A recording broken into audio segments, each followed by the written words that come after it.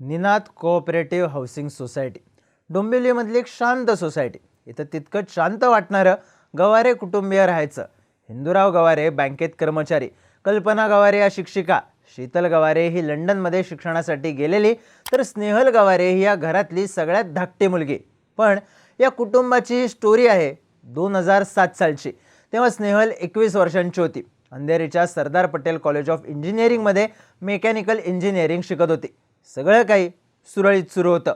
मग गवारे कुटुंबियांच्या आयुष्यात आला 19 जुलै 2007चा दिवस. त्या दिवशी घडलेली एक घटना, 20 जुलैच्या पहाटे गवारे कुटुंबियांना बसलेला धक्का आणि एक असं कोडं ज्याचं उत्तर आजही मिळालेलं नाही. कोडं एका खुनाचं, कोडं एका मृतदेहाचं, कोडं स्नेहल गवारेच्या मृत्यूचं. ही सगळी स्टोरी नेमकी आहे काय, पाहूयात या व्हिडिओमधून. नमस्कार, मी चिन्मय आणि तुम्ही पाहताय बोलभिडू. 19 जुलै 2007ला कल्पना गवारे घरी आल्या. त्यांना त्यांची मुलगी स्नेहल मात्र कुठेच दिसली नाही. त्यांनी फोन करायचा प्रयत्न केला, फोन स्विच ऑफ होता. काही वेळानं हिंदूराव गवारे घरी आले. कल्पना यांनी मुलीबद्दल त्यांनाही सांगितलं. त्यांनी फोन लावले पण उत्तर मिळालं नाही. स्नेहल कुठे बाहेर गेली असावी असा विचार त्यांनी केला, पण तिची चप्पल घरातच होती.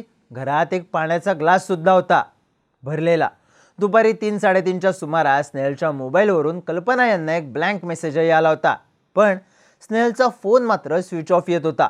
मग साधारण 10:30च्या सुमारास गवारे दाम्पत्य घरातून बाहेर पडलं. त्यांनी पोलीस स्टेशन गाठलं आणि मुलगी बेपत्ता असल्याची तक्रार केली. तक्रार करून आजूबाजूला मुलीचा शोध घेऊन ते पुन्हा घरी आले. रात्र उलटून गेली होती. कल्पना गवारे आपल्या मैत्रिणीसोबत बेडरूममध्ये येऊन बसल्या, तर हिंदूराव गवारे हॉलमध्ये बसले होते. उजाडायला सुरुवात होतच होती आणि हिंदूराव गवारे यांच्या कानावर किंचाळण्याचा आवाज आला. आवाज बेडरूममधून आला होता. आवाज कल्पना गवारे यांचा होता. हिंदूराव गवारे आत गेले. कल्पना यांना कायम बेडच्या ड्रॉवरमध्ये असणारा एक थर्मास बाहेर दिसला होता. तो पुन्हा आत टाकायला त्यांनी ड्रॉवर उघडला. तिथल्या काही बॅग्स आणि बेडशीट बाजूला केले आणि त्या किंचाळल्या. आवाज ऐकून आत गेलेल्या हिंदूराव यांनी बेडवरची गादी बाजूला केली, ड्रॉवर पूर्ण उघडला आणि त्यांना समोर जे दिसलं ते हादरवून टाकणारं होतं. ड्रॉवरमध्ये स्नेहलचा हात बांधलेला आणि तोंडात बोळा कोंबलेला मृतदेह होता. घरच्यांनी लागलीच पोलिसांना कळवलं. स्नेहलच्या मृतदेहाचं शवविच्छेदन झालं.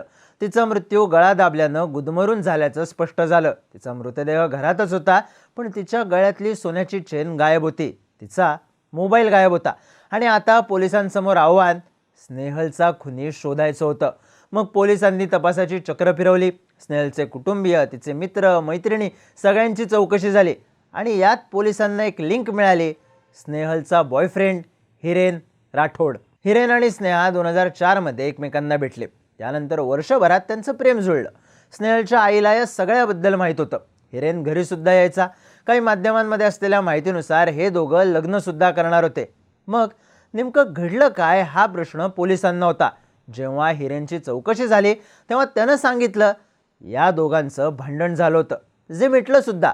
पण त्यानंतर तो कामात बिझी झाला आणि स्नेहलला भेटू शकला नाही. त्यानं आपली भेट होणार नाही हे स्नेहलला सांगितलं सुद्धा होतं.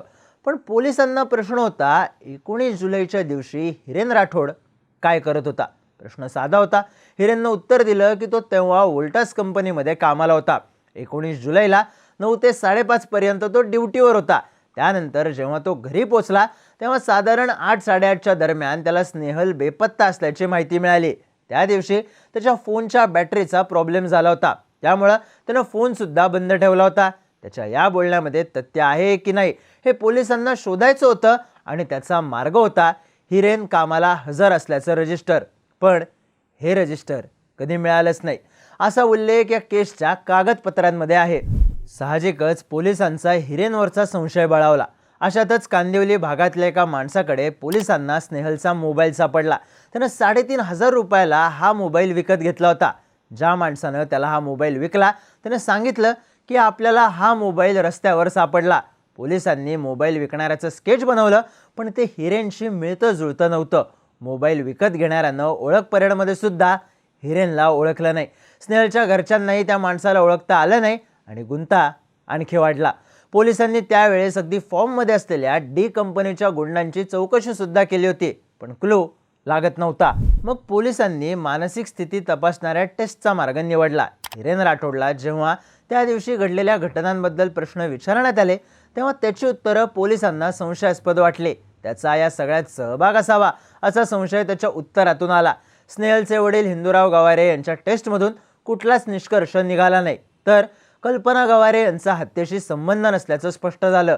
संशयाच्या सगळ्या सुया या हिरेन राठोडकडेच वळत होत्या, पण त्याच्या विरुद्ध कुठलाच पुरावा पोलिसांना गोळा करता आला नाही. त्यानंतर जुलै 2008 मध्ये राठोड उच्च शिक्षणासाठी अमेरिकेला गेला आणि ही केस बंद झाल्यात जमा झाली. पण पोलिसांचा तपास सुरू होता. कोर्टात कागदपत्र जमा होत होती, मिळत नव्हते पुरावे. 2010 साली आपल्या वडिलांचा मृत्यू झाल्यानंतर त्यांच्या अंत्यसंस्कारासाठी राठोड भारतात आला. त्यावेळी पोलिसांनी त्याला ताब्यात घेतलं आणि चौकशीचं सत्र पुन्हा सुरू झालं. कोर्टानं राठोडची नार्को टेस्ट करायला परवानगी दिली होती, पण त्याआधीच त्याला जामीन मंजूर झाला. मग जानेवारी 2011 मध्ये पोलिसांनी पुराव्याअभावी राठोडच्या विरोधात चार्जशीट दाखल करता येत नसल्याचं सांगितलं. तसा रिपोर्ट कोर्टाला दिला, पण कोर्टानं हा रिपोर्ट नाकारला आणि तपास सुरू ठेवायला सांगितलं. पोलिसांनी त्याच्या कंपनीमधून 19 जुलैचं रजिस्टर मिळवण्याचे 2दा प्रयत्न केले, पण ते मिळालंच नाही. पण दुसऱ्या बाजूला त्याच्या कंपनीत काम करणाऱ्या सहकाऱ्यांनी हिरेन त्या दिवशी आमच्या सोबतच असल्याचं पोलिसांना वारंवार सांगितलं. त्यामुळे पुन्हा एकदा राठोडच्या विरोधात पोलिसांना पुरावे गोळा करता आले नाहीत. पुन्हा एकदा त्याला पुराव्याअभावी निर्दोष मुक्त करण्यात यावं अशी मागणी झाली, पण कोर्टानं पुन्हा एकदा तपास सुरू ठेवायला सांगितलं.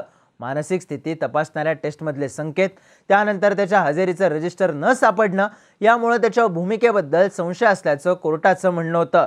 त्यामुळं कोर्टानं या प्रकरणाचा तपास असमाधानकारक आहे आणि तपास पुढे सुरूच राहावा असा आदेश दिला. त्या आदेशामुळं आजही अधिकृतपणे ही केस बंद झालेली नाही. पण या सगळ्यात एका प्रश्नाचं उत्तर मिळत नाही. स्नेहल गवारेचा खून नक्की कुणी केला?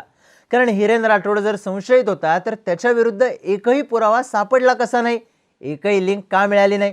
दुसऱ्या बाजूला स्नेहलच्या बहिणीनं आपल्या कुटुंबात सगळं काही आलबेल नसल्याचं सांगितल्याच्या बातम्या आल्या. शीतल गवारेनं आपल्या वडिलांच्या विरोधात मारहाण केल्याची तक्रार नोंदवली होती. हिंदूराव आणि कल्पना गवारे यांच्यात अनिल जावळेकर नावाच्या व्यक्तीमुळे संशय कल्लोळ असल्याचंही काही बातम्यांमध्ये नमूद आहे. पण असंही सांगण्यात येतं की हिंदूरावच्या अँगलनं फारसा तपास झाला नाही.